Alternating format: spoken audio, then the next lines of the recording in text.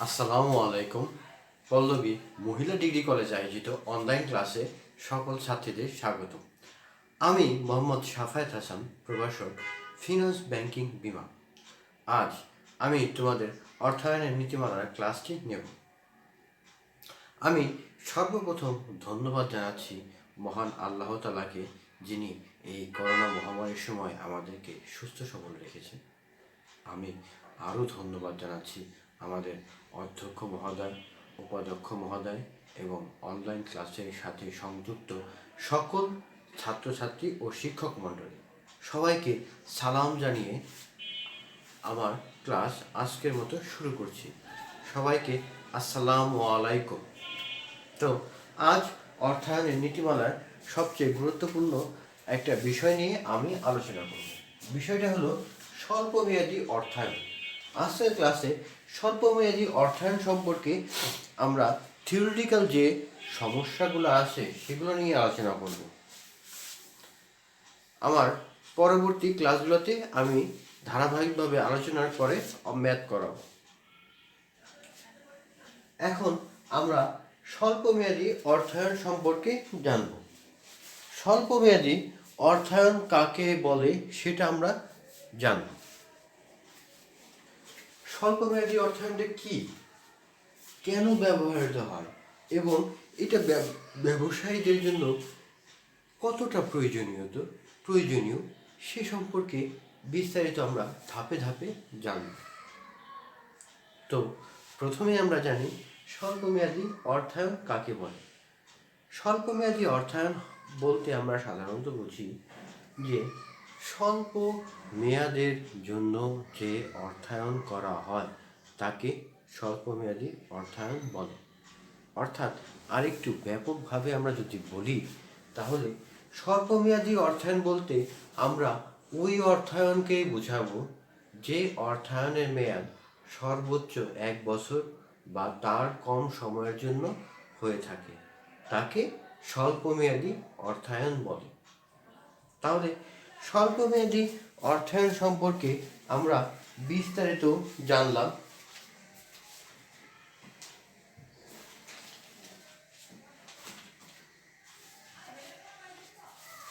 এখন আমরা জানব স্বল্পমেয়াদী অর্থায়নের বৈশিষ্ট্যসমূহ কি কি। এই বৈশিষ্ট্য সম্পর্কে আমরা স্বল্পমেয়াদী অর্থায়নটা জানি। দেখো বৈশিষ্ট্যটা একটু দেখো, তারপর আমি ধীরে ধীরে বলে দিচ্ছি। 1 নাম্বার মেয়াদকাল, 2 সংগ্রহ ব্যয়, 3 ব্যবসায়ের আয়তন ও প্রকৃতি, 4 সংগ্রহের সময়, 5 উদ্দেশ্য, 6 নবায়ন, 7 ঝুঁকি, 8 জামানত, 9 ব্যয়। অর্থাৎ তোমরা একটু ভালো করে লক্ষ্য রাখো যে কোন কোন বৈশিষ্ট্য থাকলে আমরা তাকে স্বল্পমেয়াদী অর্থায়ন বলে। আমি আরেকবার দেখাই দিচ্ছি। 1 মেয়াদকাল, 2 সংগ্রহ ব্যয়, 3 ব্যবসার আয়তন ও প্রকৃতি, 4 সংগ্রহের সময়, 5 উদ্দেশ্য। তো প্রথমে আমরা এই মেয়াদকাল সম্পর্কে জানি। মেয়াদকালটা কিভাবে স্বল্পমেয়াদী অর্থায়নে প্রভাব বিস্তার করে।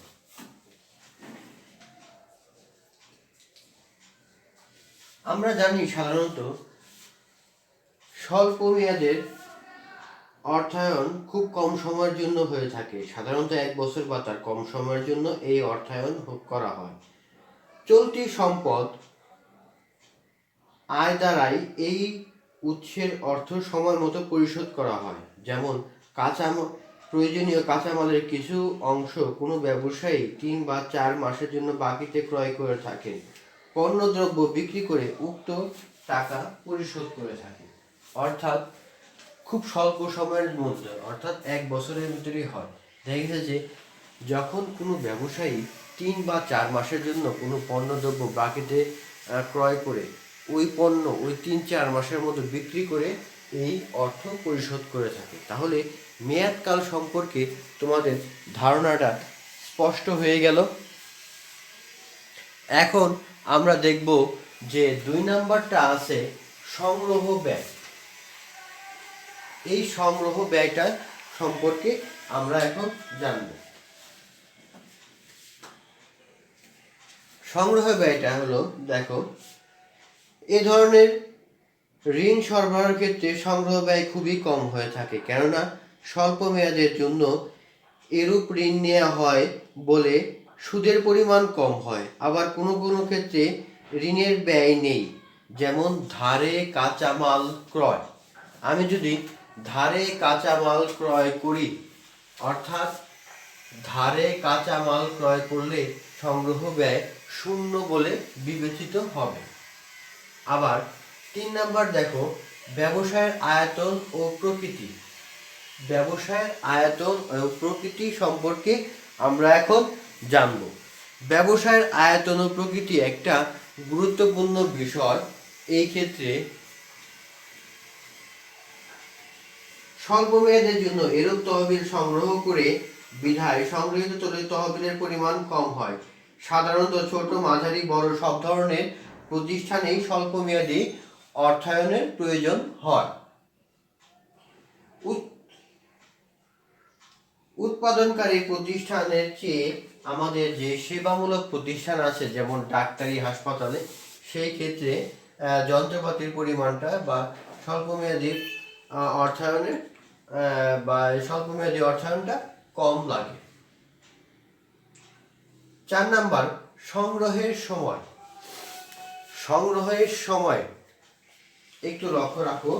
সংগ্রহের সময়, স্বল্পমেয়াদী অর্থায়নের সময় অন্যান্য অর্থ সংস্থান, যেমন দীর্ঘমেয়াদী অথবা মধ্যমেয়াদী যে অর্থ সংস্থান হয়ে থাকে, তার মতো আনুষ্ঠানিকতা পালন করতে হয় না।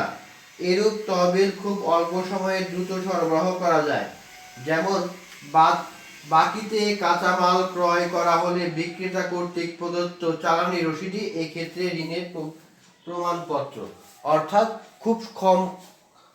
খুব স্বল্প সময়ে বা স্বল্প সময়ের জন্য এই অর্থায়ন সংগ্রহ করা হয়ে থাকে। তাহলে তোমরা এই 4টা পয়েন্ট খুব ভালো মতো বুঝলাম। এখন আমি দেখব উদ্দেশ্যটা কি। স্বল্পমেয়াদী অর্থায়নের উদ্দেশ্যটা কি থাকে বা কি হয়? সাধারণত চলতি সম্পদের পরিবর্তিত অংশের জন্য স্বল্পমেয়াদী অর্থায়নের প্রয়োজন পড়ে। কাঁচামাল ক্রয়, মজুরি প্রদান। কারণ চলতি সম্পদের স্থায়ী অংশের জন্য সাধারণত মধ্যমেয়াদী ও দীর্ঘমেয়াদী অর্থ সংস্থান করা হয়ে থাকে। অর্থাৎ এই উদ্দেশ্যটা খুবই সহজ। অর্থাৎ চলতি যে দায় ছিল, সেই দায় পরিশোধ মেটানোর জন্য এই স্বল্পমেয়াদী অর্থায়ন ব্যবসা প্রতিষ্ঠানের প্রয়োজন হয়। তারপরে আছে নবায়ন।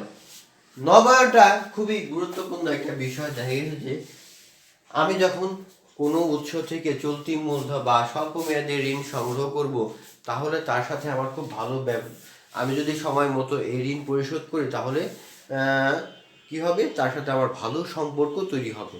এখন কারোর সাথে যদি আমার ভালো সম্পর্ক তৈরি হয়, তাহলে কি হবে, ব্যবসা প্রতিষ্ঠানে যে কোনো প্রয়োজনে তার কাছে গেলে সাহায্য এবং সহযোগিতা পাওয়া যায়। অর্থাৎ নবায়ন, আমি ঋণটা চাইলে, যে আমি একজন ভালো কাস্টমার, হঠাৎ করে আমার ব্যবসা প্রতিষ্ঠানে একটু সমস্যা দেখা দিচ্ছে, আর্থিক সমস্যা, এই কারণে আমার টাকার প্রয়োজন। তাহলে আমি বললাম যে আমার এই টাকাটা আমি আরও 2 মাস পরে দিব। দেখা গেছে যে তার সাথে সম্পর্ক ভালো থাকলে সে মেনে নেবে। তাহলে খুব সহজেই আমরা এই নবায়নটা বুঝলাম। 7 নাম্বারটা দেখো, ঝুঁকি। ঝুঁকি একটা খুবই গুরুত্বপূর্ণ বিষয়, কারণ ব্যবসা প্রতিষ্ঠান মানেই ঝুঁকি। ঝুঁকি ছাড়া ব্যবসা প্রতিষ্ঠান আমরা কল্পনা করতেই পারি না।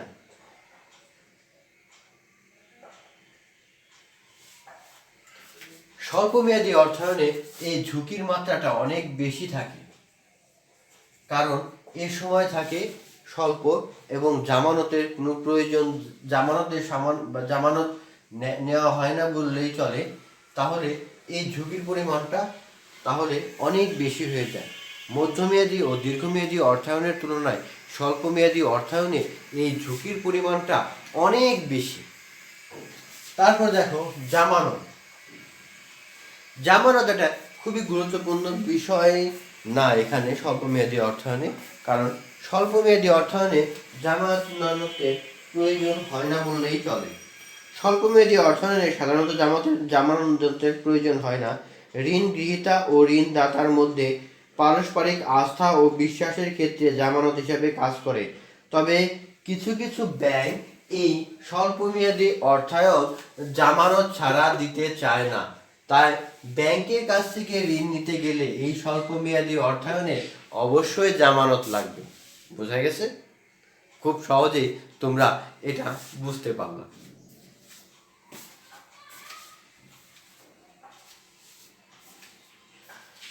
তারপরে আছে ব্যয়।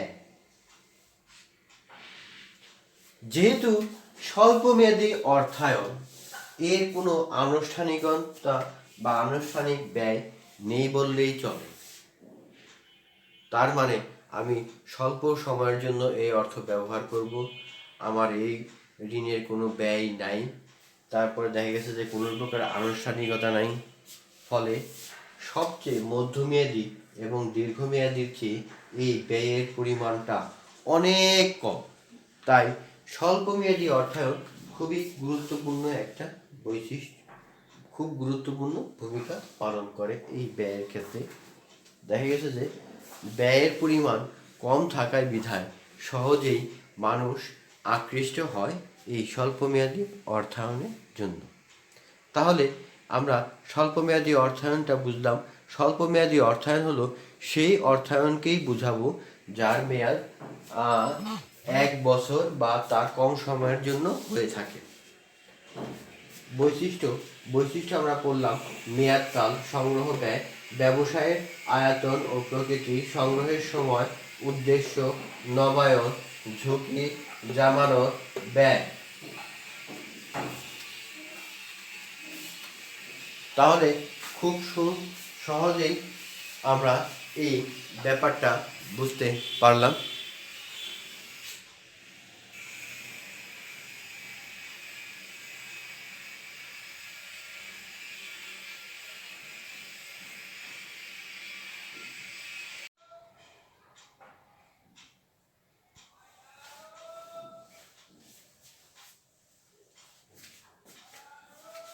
এখন আমরা জানব স্বল্পমেয়াদী অর্থায়নের সুবিধা, গুরুত্ব ও প্রয়োজনীয়তা।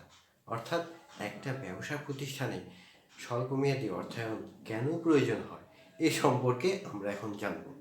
তো আসো আমরা দেখি আমার প্রিয় ছাত্রীরা যে স্বল্পমেয়াদী অর্থায়নের সুবিধা, গুরুত্ব ও প্রয়োজনীয়তা সম্পর্কে আমরা এখন জানব। দেখো, 1 নম্বরে আছে সহজ সংগ্রহ, 2 কম খরচ, 3 নবায়ন সুবিধা, 4 জামানতহীন, 5 নমনীয়তা, 6 কম আয়কর প্রদান, 7 নিয়ন্ত্রণ সুবিধা, 8 সহজ শর্ত, 9 নগদ বার্তা সুবিধা। অর্থাৎ নগদ বার্তার যে সুবিধা পাওয়া যায় সেটা আমি বিস্তারিত এখন তোমাদের মাঝে তুলে ধরব। প্রথমেই আমরা এই দিক থেকে আসি, সহজ সংগ্রহ সম্পর্কে জানি। কিভাবে সহজ সংগ্রহের মাধ্যমে আমরা সুবিধা বা গুরুত্ব, প্রয়োজনীয়তা এই সম্পর্কে একটু জানি। দেখো, মানে এই স্বল্পমেয়াদী অর্থায়নের ঋণের, বিশেষ করে জামানতবিহীন ঋণের তেমন কোনো আনুষ্ঠানিকতা পালন করতে হয় না বলে এটি দ্রুত ও সহজেই সংগ্রহ করা যায়। জামানতের ঋণের বেলায় আনুষ্ঠানিকতা পালন করা হলেও তা অন্যান্য ঋণের তুলনায় আনুষ্ঠানিকতা নাই বললেই চলে। তো আনুষ্ঠানিকতা যখন থাকবে না তখন সহজেই সংগ্রহ করা যাবে, কারণ যেহেতু এই ঋণের আনুষ্ঠানিকতা আমার নাই। তাহলে অর্থাৎ জামানতবিহীন, তার মানে হলো নগদে সুনাম বা ব্যবসা প্রতিষ্ঠানের ভালো লেনদেনের অবস্থা থাকলে সহজেই যে কেউ এই ঋণ দিতে আগ্রহী হয়। 2 নাম্বার দেখো, কম খরচ। কম খরচ এই ধরনের ঋণের স্বল্প সময়ের জন্য সুদ দেওয়া হয়। তাছাড়া দীর্ঘমেয়াদী ঋণের তুলনায় এই ঋণের মূলধন ব্যয় অত্যন্ত কম। কোনো কোনো ক্ষেত্রে মূলধন খরচ নেই। প্রয়োজনীয় সময় ঋণ সংগ্রহ করা হয়, আবার সময় মতো শেষ করা হয় বলে অপ্রয়োজনীয় সময়ের কোনো সুদ দেওয়া হয় না, অর্থাৎ খরচটা খুবই কম হয়। 3 নাম্বার দেখো, নবায়ন সুবিধা। 3 নাম্বার আমরা এখন দেখব নবায়ন সুবিধা, অর্থাৎ স্বল্পমেয়াদী ঋণ যদি সময় মতো পরিশোধ করা হয় তবে উক্ত উৎস থেকে ক্রমাগত ও ধারাবাহিকভাবে অর্থ সংস্থান করা যায়। এভাবে করার উৎস থেকে ঋণ গ্রহণ করলে ঋণদাতা ও ঋণ গ্রহীতার ভিতর মানে খুব ভালো একটা সম্পর্ক তৈরি হয়।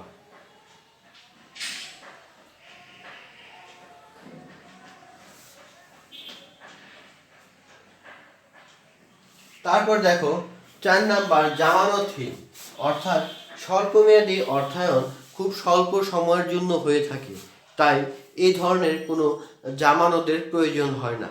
এটা সাধারণত নির্ভর করে ব্যবসা প্রতিষ্ঠানের সুনাম এবং লেনদেনের বা আর্থিক সামর্থ্যের উপরে এই জামানতবিহীনটা ঋণটা গ্রহণ করা যায়। যদি একটা ব্যবসা প্রতিষ্ঠানের লেনদেন ভালো থাকে এবং তার ব্যবসায় যথেষ্ট সুনাম থাকে, তাহলে ব্যাংক এই জামানতবিহীন ঋণ, স্বল্পমেয়াদী ঋণ সংগ্রহ করতে পারে। তাহলে এই জামানতবিহীন ঋণটা এই সম্পর্কে আমরা জানলাম। এখন 5 নাম্বারে আছে নমনীয়তা। নমনীয়তা খুবই গুরুত্বপূর্ণ একটা বিষয়, যে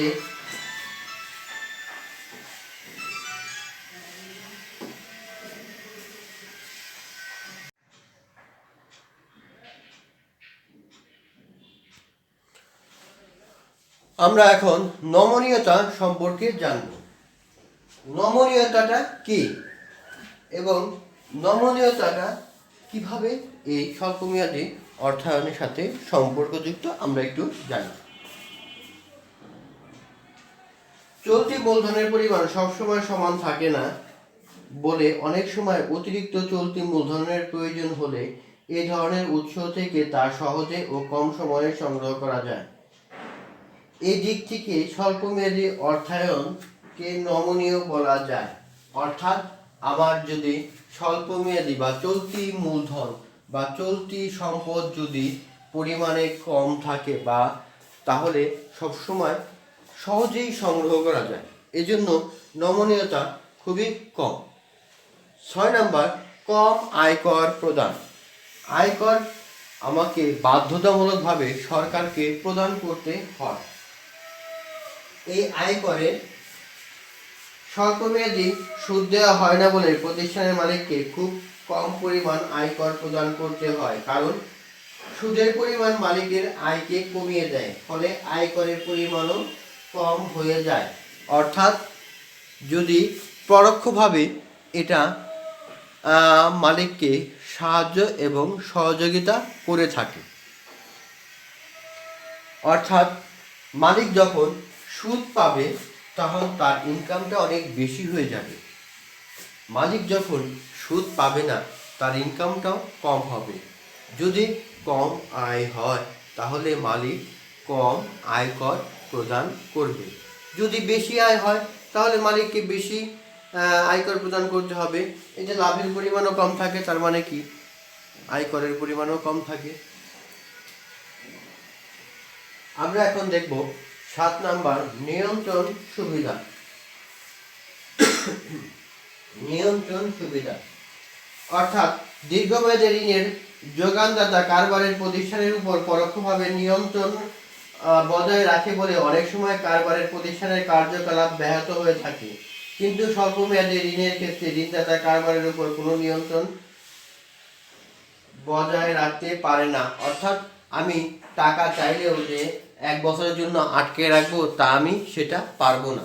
তাই খুব সহজেই এই নিয়ন্ত্রণ করা যায়। সহজ শর্ত, এই স্বল্পমেয়াদী অর্থায়ন খুব সহজ শর্তেই এই অর্থ সংগ্রহ করা যায় বিধায় তাই খুব সহজেই এই অর্থ সংগ্রহ করা যায়।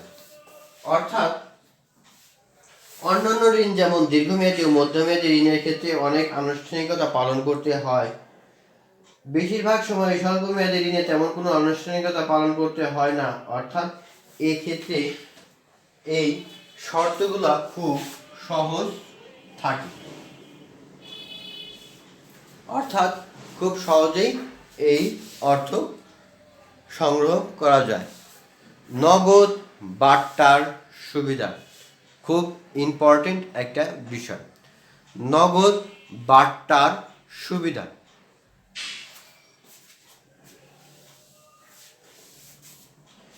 এই ধরনের ঋণের ক্ষেত্রে অনেক সময় নগদ বাট্টার সুবিধা পাওয়া যায়।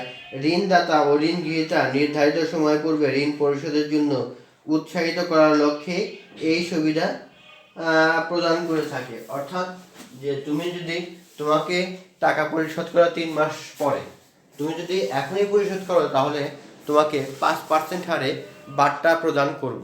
অর্থাৎ 5% হারে এই ঋণের বাট্টা বা সহজেই এটা প্রদান করা যায়। অর্থাৎ আমি চাইলে ব্যবসায়ীদের কাছ থেকে এই বাট্টা সংগ্রহ করতে পারবো। তাহলে তোমরা বুঝলা স্বল্পমেয়াদী অর্থায়নের সুবিধা ও গুরুত্ব। 1 নাম্বার সহজ সংগ্রহ, 2 কম খরচ, 3 নবায়ন সুবিধা, 4 জামানতহীন, 5 নমনীয়তা, 6 কম আয়কর প্রদান, 7 নিয়ন্ত্রণ সুবিধা, 8 সহজ শর্ত, 9 নগদ বাট্টার সুবিধা।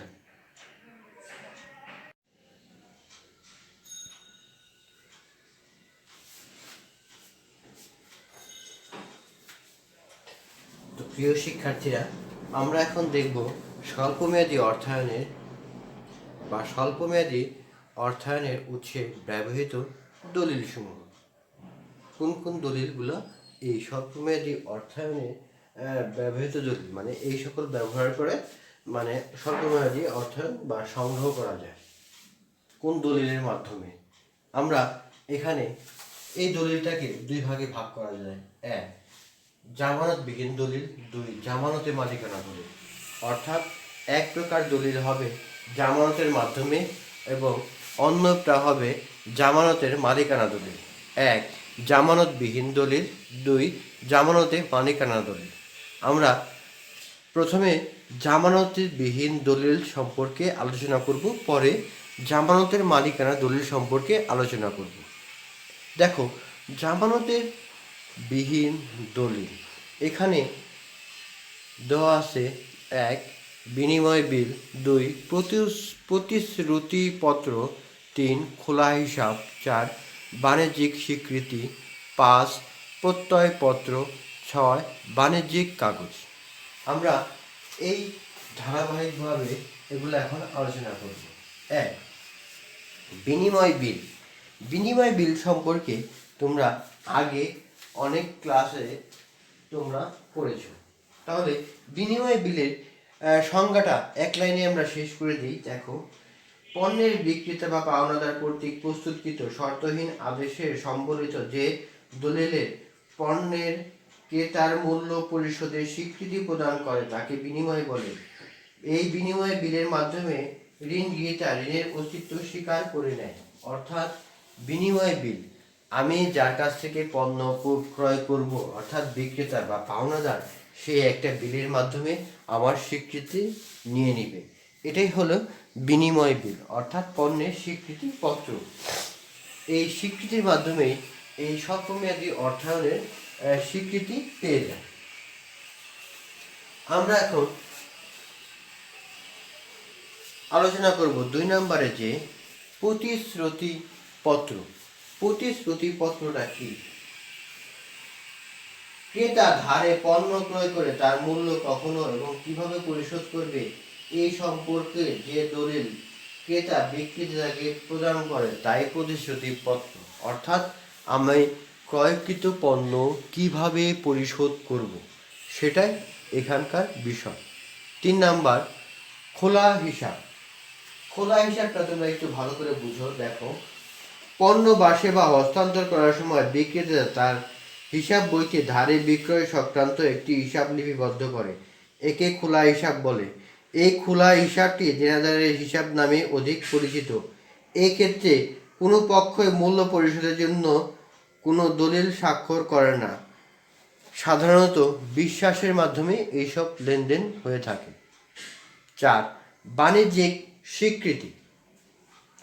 বিক্রেতা ক্রেতার নিকট একটি পত্র জমা প্রদান করে। পত্রের ভবিষ্যতে একটি নির্দিষ্ট তারিখে দেয়, যা টাকা প্রদান করার জন্য ক্রেতাকে আদেশ দেয়। ক্রেতা যে টাকার জন্য স্বীকৃতি প্রদান করে কোনো ব্যাংকে নির্দিষ্ট পরিমাণ পরে টাকা দেওয়ার মনোনীত করলে ওই স্বীকৃতি বাণিজ্যিক স্বীকৃতি হিসাবে পরিগণিত হয়। 5, প্রত্যয়পত্র। তোমরা সম্পূর্ণই জানো যে ক্রেতার পক্ষ থেকে দেশ বিদেশে যখন পণ্য ক্রয় বিক্রয় করা হয় তখন এই ব্যাংকের মাধ্যমে এই প্রত্যয়পত্র দেওয়া হয়, অর্থাৎ বাণিজ্যিক ব্যাংকের মাধ্যমে এই প্রত্যয়পত্র হয়ে থাকে। অর্থাৎ বাণিজ্যিক ব্যাংক আমার পক্ষে অন্যান্য বিক্রেতাদের কাছে গ্যারান্টি দেবে যে তার কাছে পণ্য বিক্রি করো, যদি সে অর্থ পরিশোধে অপারগতা হয় তাহলে আমি তার পক্ষ থেকে অর্থ পরিশোধ করে দেব। তাহলে খুব সহজেই এই প্রত্যয়পত্রটা বোঝা গেল। 6 নাম্বার দেখো, বাণিজ্যিক কাগজ। 6 নম্বরে আছে কি? বাণিজ্যিক কাগজ। বাণিজ্যিক কাগজ খুবই গুরুত্বপূর্ণ একটা বিষয়, যে বৃহদায়তন প্রতিষ্ঠান কর্তৃক স্বল্পমেয়াদী অর্থায়নের প্রয়োজনে জামানতবিহীন যে প্রতিজ্ঞাপত্র বাজারে বিক্রয় করে তাকে বাণিজ্যিক কাগজ বলে। অর্থাৎ বাণিজ্যিক কাগজের মেয়াদকাল সাধারণত 1 মাস হতে 3 মাস হয়ে থাকে। এর মূল্য অর্থ বাজারে ওঠানামার সাথে জড়িত। এতে কোনো সুদের হার উল্লেখ থাকে না। লিখিত মূল্যের চেয়ে কম মূল্যে এই কাগজ বিক্রি করা হয় এবং মেয়াদ পূর্তিতে সমুদয় অর্থই পরিশোধ করা হয়। অর্থাৎ বাণিজ্যিক কাগজটা বড় বড় ব্যবসা প্রতিষ্ঠান এগুলা মার্কেটে ছেড়ে তাদের স্বল্পমেয়াদী অর্থায়নিক সহযোগিতা বা তাদের যে প্রয়োজনীয়তা তা পূরণ করতে পারে। তাহলে এই জামানতবিহীন দলিলটা আমি খুব ভালো মতো তোমাদের বুঝিয়ে দিলাম। এখন আমরা করব জামানতে মালিকানা দলিল। অর্থাৎ যে সব দলিল আমি জামানতের রেখে স্বল্পমেয়াদী অর্থায়ন সংগ্রহ করতে পারবো তা খুবই গুরুত্বপূর্ণ এখানে। 1 নাম্বার দেখো, গুদাম রসিদ। 2, ট্রাস্ট রসিদ। 3, চ্যাটেল বন্ধক। 4, নির্দিষ্ট দূরত্ব। 5, ভাসমান বস্তু। 6, হস্তান্তর দলিল। 7, চালান রসিদ। তাহলে এই সম্পর্কে আমরা এখন জানব।